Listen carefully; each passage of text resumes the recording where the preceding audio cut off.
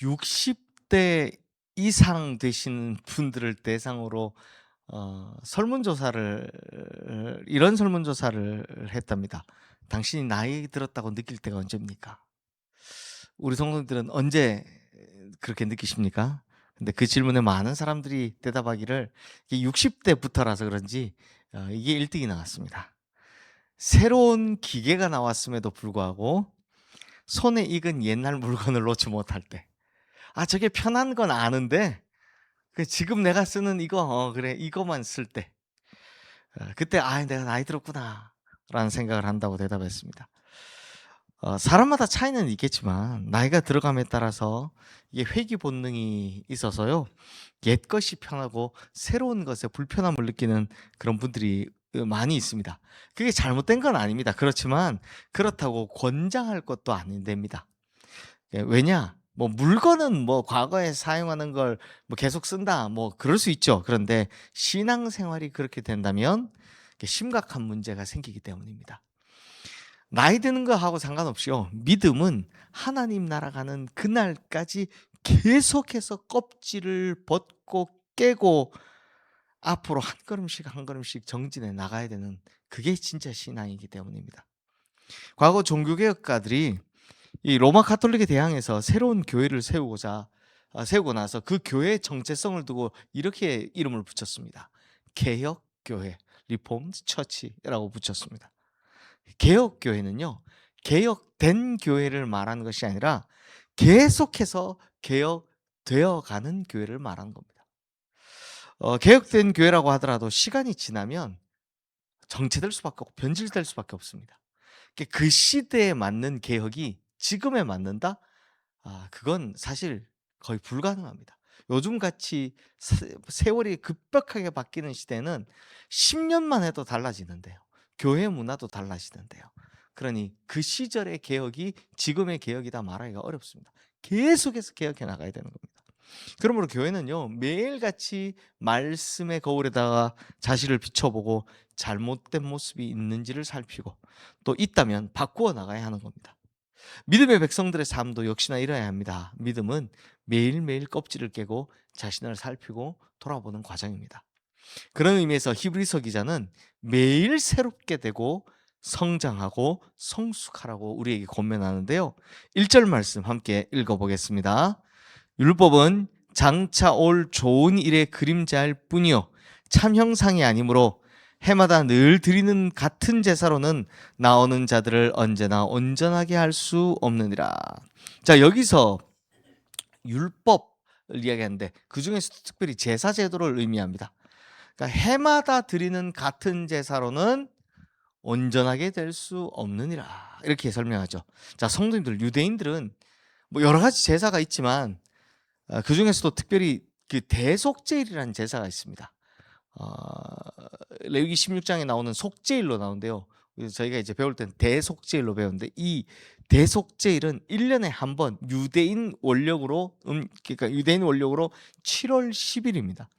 1 년에 단 하루 대제사장이 지성소에 들어가서 이스라엘 백성들의 죄를 대신 하나님께 아뢰고 죄 사함을 받는 날이 있습니다. 그 유명한 아사셀 염소가 여기 나오죠.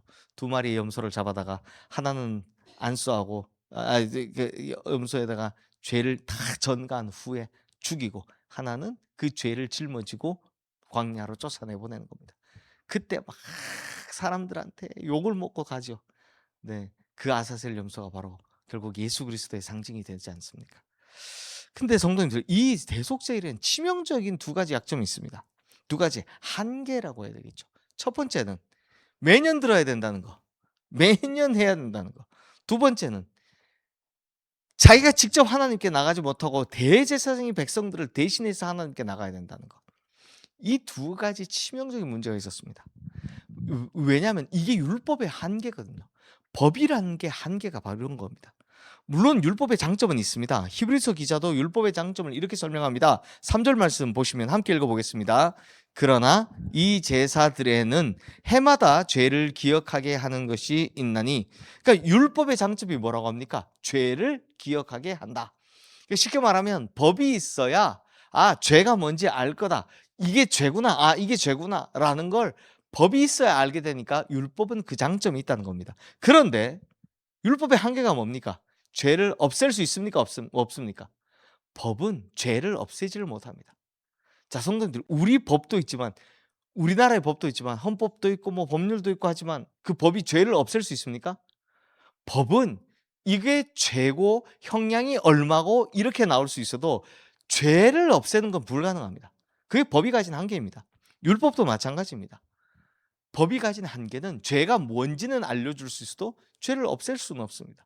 기껏 해서 지금 가진 게 뭡니까? 유효기간 1년, 1년짜리인 겁니다. 이것이 대표적인 율법의 한계였던 겁니다. 그런데 유대인들은 이 율법을 수천 년 동안 붙들고 생명처럼 여기고 지키고 살았습니다. 개혁이 안 되는 거죠. 이게 법으로 딱 정해져 있으면 바뀌지가 않습니다. 그런데 예수님께서 오셨습니다. 예수님께서 오셔서 내가 율법을 폐하러 온 게 아니라 완성하러 왔노라 하고 본인이 십자가에서 그 율법의 요구를 다 이루셨죠. 그럼 거기서 끝나야 되는데 이게 안 되는 겁니다. 모세를 통해서 말씀하신 제사제도 율법이 이 유대인들에겐 참 금과 옥조 같은 것이었지만 예수님 오신 후에는 그냥 언약 자체가 완전히 새롭게 된 겁니다. 그렇다면 예수님께서 오셔서 바꾼 게 뭡니까? 우리 12절에서 14절 말씀 함께 읽겠습니다.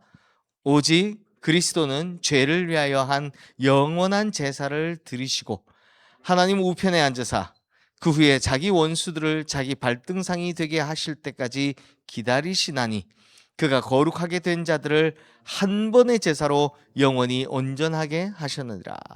자, 이 히브리서에 참 많이 나오는 말이죠. 단번에, 한 번에, 이런 말. 단 한 번의 제사로 영원히 온전하게 하셨다는 겁니다. 이를 위해 예수님께서 스스로 제물이 되신 거죠. 과거 제사는 이 짐승을 잡아서 드려야 하고 그 유효기간이 1년밖에 되지 않았지만 예수님께서 오신 이후로는 이게 다 끝났다라는 겁니다. 그냥 예수님을 믿고 그 안에서 속죄함을 받은 자는 모두 구원을 받게 된다는 거죠. 그래서 예수님을 통해서 단번에 영원한 언약의 백성이 될 수 있다라는 겁니다. 또 그리고 예수님께서 오셔서 바꾼 게 있습니다. 19절부터 20절 말씀 함께 읽어보겠습니다. 그러므로 형제들아 우리가 예수의 피를 힘입어 성소에 들어갈 담력을 얻었나니 그 길은 우리를 위하여 휘장 가운데로 열어놓으신 새로운 살 길이요 휘장은 곧 그의 육체니라. 자, 성도님들, 율법의 한계 첫 번째가 1년밖에 효력이 없다 했죠. 근데 앞서 본 것처럼 예수님은 단번에 그걸 다 끝내버리셨다 했죠. 두 번째 효력은 뭐였습니까? 죄를 알게는 하나님께 나아가는데 백성이 직접 나가지 못하고 대제사장을 통해서만 나간다는 게 한계였지 않습니까? 근데 지금 뭐라고 합니까? 예수님께서 오셔서 휘장을 열어 젖히셨다는 거. 과거 모세 성막 시절, 솔로몬의 성전 시절, 헤롯 성전 시절 다 똑같습니다. 뭡니까? 성전 안에는요 성소와 지성소로 딱 나눠져 있었습니다. 근데 중간에 이 거대한 휘장이 가려져 있는 겁니다. 두껍기도 두껍습니다. 이게 가죽과 실로 같이 짜가지고요 빛이 안 들어오는 휘장입니다. 그래서 옛날에야 대제사장이 들어가서 거기 언약궤 위에 빛이 팍 나면 하나님 임재하셨다는 걸 알았죠. 깜깜하니까. 근데 제사장이라고 해도 성소까지밖에 못 들어갑니다. 대제사장이 딱 1년에 한 번 들어가는 겁니다. 그 지성소로. 그것도 1년에 단 한 번 대속죄일 뿐이었습니다. 아무 때나 들어가는 게 아니었습니다. 하지만 예수님께서 십자가에 달려 돌아가신 그날 무슨 일이 벌어집니까? 이 성소와 지성소 사이를 가로막고 있던 휘장이 위에서부터 아래로 찢어집니다. 위에서부터 아래로 찢어졌다는 말은 누군가가 위에서 잡고, 보통 사람 땡기면 밑에서 위로 찢어지죠. 근데 위에서부터 아래로 찢어졌단 말은 누군가가 위에서 잡고 이걸 뜯어냈다는 겁니다. 그래서 그 다음부터 지성소가 열려버린 겁니다. 그런데 오늘 히브리서 뭐라고 합니까? 휘장은 그의 육체니라. 즉 예수님의 육체가 찢기고 피 흘리는 사이에 이제 그 가로막고 있는 휘장이 걷어지고 누구나 다 담대하게 지성소 안으로 들어갈 수 있게 되었다는 겁니다. 그리고 그 지성소에 뭐가 있습니까? 원래는 언약궤가 있었죠. 당시에는 없었지만, 예수님 당시에는 이미 언약궤를 잃어버렸지만 언약궤는 하나님이었습니다, 그들에겐. 즉 이제는 우리 같은 성도들이 예수 그리스도의 피의 공로를 힘입어, 보혈의 공로를 힘입어 이제는 누구에게나 직접 하나님께 나아갈 수 있게 되었다는 겁니다. 이게 율법의 두 번째 한계를 없애버린 거죠. 이게 예수님께서 우리에게 오심으로 일어난 변화라는 겁니다. 그게 얼마나 놀라운 일입니까? 근데 성도님들, 우리야 조금만 관심 가지면 이거 알 수 있습니다. 아, 그래, 율법의 한계가 두 가지 있고 예수님께 오셔서 그 율법의 한계를 없애셨어. 네, 쉽게 알 수 있습니다. 왜냐하면 이제 그만큼 2000년 동안 신학이 발달되어 왔기 때문입니다. 그런데 당시에는요, 이 사실을 알려주는 것 자체가 정말 대단한 일이었습니다. 마찬가지로 히브리서 기자가 이 편지를 개종한 유대인들을 대상으로 이 편지를 쓰고 있는데, 문제는 이 유대인들이요, 평생을 율법에 매여 살았던 사람들이라는 겁니다. 그러다 보니 이게 고쳐지는 게 안 되는 겁니다. 아무리 이렇게 설명을 해도 안 고쳐지는 겁니다. 그들이 예수 그리스도를 받아들였습니다. 믿습니다. 그리고 교회의 일원이 되었습니다. 그런데 그 후에도 여전히 과거에 집착하고 있는 겁니다. 율법의 할례에 여전히 매여 삽니다. 그러니 히브리서 기자는 그들에게 더 이상 율법에 매여 있지 말고 그리스도에게로 좀 나가라, 그게 곧 믿음이다라고 설명을 합니다. 우리 38절 39절 말씀인데요, 함께 읽어보겠습니다. 나의 의인은 믿음으로 말미암아 살리라. 또한 뒤로 물러가면 내 마음이 그를 기뻐하지 아니하리라 하셨느니라. 우리는 뒤로 물러가 멸망할 자가 아니요 오직 영혼을 구원함에 이르는 믿음을 가진 자니라. 제가 이 말씀 참 좋아하는데 지금 뭐라고 하는 겁니까? 믿음은 뒤로 물러서는 게 아니라는 겁니다. 믿음은 앞으로 나아가는 것이다 라고 말씀합니다.